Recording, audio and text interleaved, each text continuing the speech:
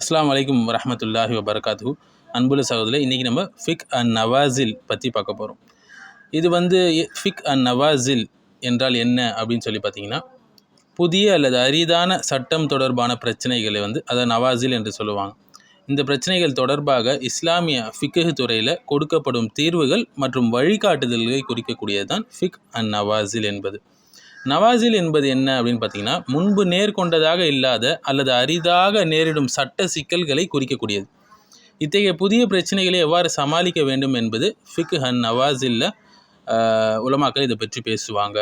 So புதிய பிரச்சனைகள் அப்படின்னு சொல்லி பார்த்தீங்கன்னா ஈஸியாக நம்ம புரிஞ்சிக்கலாம். எப்படின்னா, எடுத்துக்காட்டுக்காக புதிய வகை தடுப்பூசிகள் தொடர்பான சட்டங்களாகட்டும், ஐவிஎஃப் ஆகட்டும், ஆர்கன் டிரான்ஸ்பிளான்ட் ஆகட்டும், அடுத்தது வாடகைத்தாய் சம்மந்தமான பிரச்சனைகள், அடுத்து பிட்காயின் சொல்கிறாங்க இல்லைங்களா, இப்போ கிரிப்டோ கரன்சி, அது சம்மந்தமான விஷயங்கள் ஆகட்டும், அடுத்து டெஸ்ட் டியூப் பேபி அது சம்மந்தமானது, குளோனிங் சம்மந்தமானது, முஸ்லீம் சிறுபான்மையாக வாழக்கூடிய இடங்களை ஓட்டிங் செய்வது சம்மந்தமான விஷயங்கள், லைஃப் இன்சூரன்ஸ் சம்மந்தமான விஷயங்கள், மேலும் interest loans, study loan, educational loan சம்மந்தமான விஷயங்கள், காஸ்மெட்டிக் சர்ஜரி சம்மந்தமான விஷயங்கள், அடுத்தது யூத்தனேஷியா என்று சொல்லுவாங்க, இது போன்ற விஷயங்கள்.